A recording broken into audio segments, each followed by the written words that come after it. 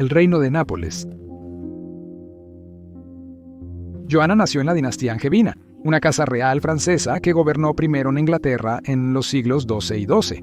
Primero, desde 1144 y durante los siguientes 10 años, Geoffrey Plantagenet y su hijo, el futuro Enrique II, ambos condes de Anjou en Francia, ganaron poder sobre muchas tierras en Europa occidental que más tarde se conoció como el Imperio Angevino. El bisabuelo de Joana, Carlos de Anjou, reclamó el reino de Nápoles, que incluía Sicilia, en 1266 y Mahuantes. Carlos era miembro de la familia real francesa, siendo hermano del rey Luis IX, lo que le dio la oportunidad de casarse con Beatriz, la condesa de Provenza. Con su influencia y dinero, pudo conquistar Nápoles y vincularlo con el condado de Provenza. Con la intención de ser más poderoso que su hermano, el rey, Carlos ahora dirigió su atención hacia el este al Imperio Bizantino, y en 1277 compró el título al reino de Jerusalén por 1000 libras en oro. Esto significaba que Joana no solo heredó el título de condesa de Provenza desde su nacimiento y pudo gobernar también sobre esa región, sino que también se convirtió en la reina de Jerusalén. En el momento del nacimiento de Joana, Nápoles era una capital próspera y el hogar de la corte real. 4 ciudades europeas podían reclamar una población de 100.000 en ese momento: París, Venecia, Milán y Nápoles. Pero solo Nápoles era realmente un reino, lo que la hacía la región autónoma más grande e importante de Italia. Esto implicaba que sus líderes provenían del linaje real. El padre de Joana era Carlos, el duque de Calabria, su madre Marie de Valois. Joana nació en algún momento en 1326 y se convirtió en heredera del reino a la muerte de su padre cuando tenía apenas 8 meses de edad. Su madre, embarazada en ese entonces, dio a luz a otra hija llamada María, antes de fallecer también en 1331. Esto dejó a Joana y a sus hermanas siendo criadas en la corte por sus abuelos Robert el Sabio y Sancia de Mallorca. Bajo el gobierno de Robert, Nápoles era próspera con una economía en aumento y una población en auge, pero lo más importante, era estable. Todo en la vida de sus nietas fue moldeado desde su infancia en la corte, desde el amor hasta la educación y la religión hasta la literatura. Robert se dedicó al aprendizaje y enseñó a las chicas a gobernar, mientras Sancha atendía sus necesidades espirituales.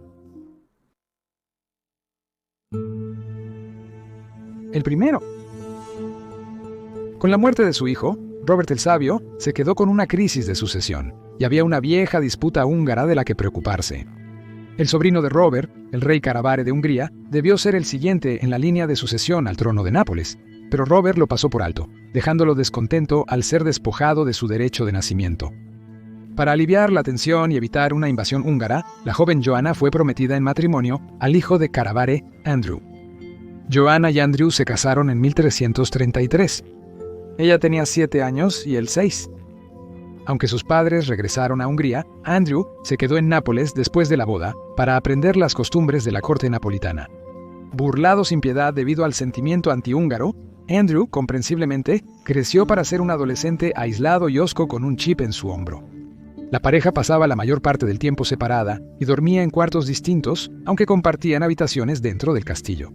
En 1343, Robert falleció, dejando a Joana, de 17 años, a cargo del reino. Su testamento dejó claro que un consejo especial la ayudaría a gobernar hasta la edad de 25 años, pero era Joana la heredera, no Andrew. Y si ella muriera sin hijos, el trono pasaría a su hermana menor, María. Joana heredó un reino que ya no era la potencia que había sido una vez. Las hambrunas habían desestabilizado la economía y debilitado al pueblo. La adolescente Joana, cuya competencia para gobernar ya estaba en duda debido a su género y edad, comenzó su reinado en un momento muy incierto. Andrew no fue mencionado como consorte en el testamento de Robert. Esto lo dejó extremadamente enfadado, pero prácticamente impotente en Nápoles. Rey solo de nombre, Andrew decidió que le gustaría el trono para él mismo, y aunque Joana estaba embarazada en ese momento, comenzó a nacer amenazas contra su esposa. Liberó a los hermanos Pipini de la cárcel, quienes estaban encarcelados por delitos desde violación hasta traición. Andrew ofreció a los 3 hombres libertad y caballería si se unían a él y luchaban por su causa. Esto aumentó el resentimiento hacia Andrew, quien ya era impopular en el reino. El 18 de septiembre de 1345, Andrew fue asesinado durante la noche. Un grupo de hombres armados irrumpió en sus habitaciones y lo colgó del balcón. Con solo 17 años, fue asesinado, dejando a Joana, una viuda embarazada de 6 meses de 19 años, como la principal sospechosa del crimen. Rumores y chismes rodearon la muerte de Andrew mientras la familia real húngara comenzaba a difundir su propaganda contra la reina Joana. Decían que no podía mirar a nadie a los ojos, que no lloraba, que huyó del castillo tras la muerte de su esposo, descuidando su cadáver por 3 días. Y aunque todas estas cosas eran falsas y no había nada que la vinculara irrefutablemente al asesinato, el lodo se pega y la reputación de Joana estaba en ruinas.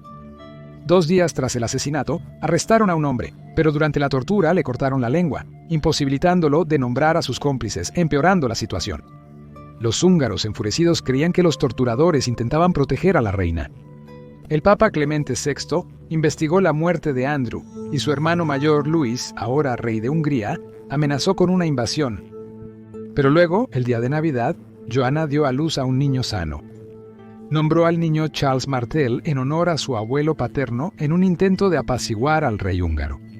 Y en otra jugada inteligente, convenció al Papa de ser su padrino.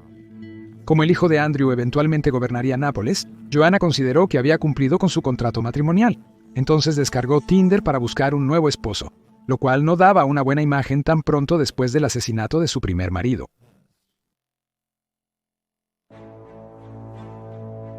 El segundo. El rey Luis tenía un hermano menor más que dispuesto a asumir el papel, pero Joana tenía sus ojos puestos en un primo de otra rama de la familia llamado Luis de Taranto. No fue una sorpresa, pues se creía que la pareja había estado involucrada románticamente por un tiempo.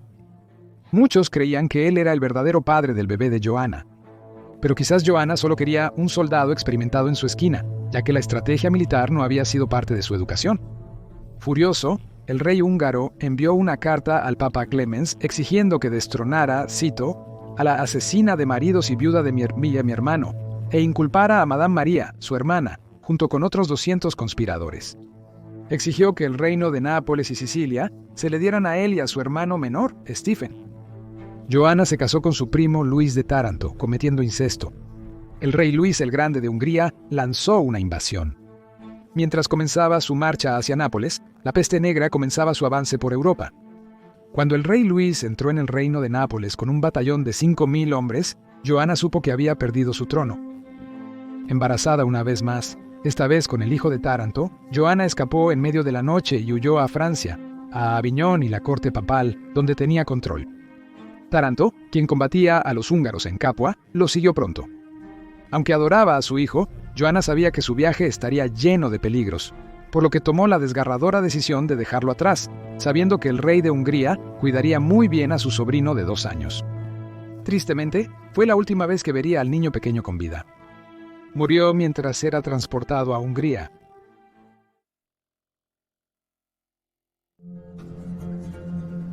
El juicio. En Provenza, Joana vendió Aviñón al Papa por 80.000 florines, dinero que necesitaba para recuperar su reino. También obtuvo una dispensa para su nuevo matrimonio, y la corte papal la exoneró de cualquier implicación en el asesinato de Andrew. Tener amigos en lugares altos resultó bien para Joana, ya que el Papa también dictaminó que Luis de Hungría debería abandonar Nápoles y largarse lo antes posible. Luis parecía listo para irse. La peste devastaba Europa y los napolitanos restantes eran muy hostiles hacia los invasores húngaros. Para cuando Joana llegó a Nápoles, había dado a luz a una niña y fue recibida con los brazos abiertos por la gente. Tristemente, su hija Catherine murió en 1349 con solo 1 año de edad, y su tercera hija, Françoise, también murió 3 años después con solo 8 meses de edad. Y resultó que su esposo era tan ambicioso de poder como antes. Su comportamiento hacia Joana fue tan brutal que el Papa Clemente le escribió y le reprochó por tratar a la reina como una esclava en lugar de una esposa. Luis acusó a Joana de adulterio, le prohibió hablar con sus sirvientes y asesores de confianza sin que él estuviera presente, y abundaban los rumores de que iba a matarla. Luis socavó a Joana en cada oportunidad. Luego, en 1362, después de 12 años de matrimonio turbulento, la peste regresó a Nápoles y el segundo esposo de Joana murió después de contraer la enfermedad mortal. Tenía 35 años.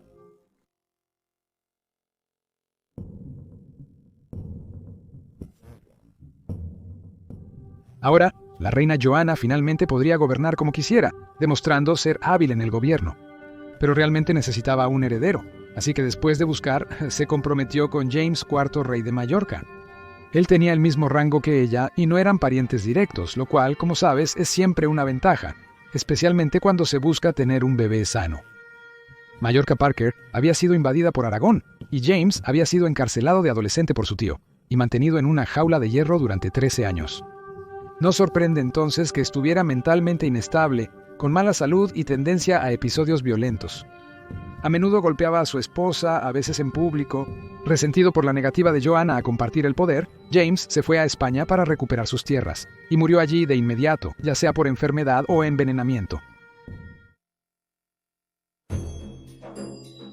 El último, libre de otro marido abusivo, Joanna había sobrevivido a acusaciones de adulterio y asesinato, exilio y un juicio por su vida, así como la devastadora pérdida de sus 3 hijos. Al final, su matrimonio con el duque Otto de Brunswick fue feliz, pero el destino aún tenía que darle un último golpe cruel. El nuevo papa de Roma, Urbano VI, declaró hereje a Joanna y le dio su reino a Carlos de Durazzo. Primero, incapaz de detener sus fuerzas, Joanna fue tomada prisionera, y el 27 de julio de 1382, a la edad de 56 años, Joanna I, reina de Nápoles, Sicilia y Jerusalén, y condesa de Provenza, fue asesinada secretamente. Aunque el método exacto utilizado para asesinarla es desconocido, se piensa que fue estrangulada o asfixiada. Debido a que había sido excomulgada, Joanna no pudo ser enterrada en Tierra Santa, por lo que su cuerpo fue arrojado a un pozo profundo en la iglesia de Santa Chiara. Fue una muerte triste y deshonrosa para una mujer asombrosa que había sido muy calumniada a lo largo de los últimos 600 años, una reina que mantuvo unido su reino a través de la peste, la guerra, la hambruna y la dificultad económica durante 30 años, mientras lidiaba con una sucesión de hombres misóginos. Gracias por ver este episodio de Locura Medieval. Suscríbete si disfrutas el contenido, subimos un nuevo video semanalmente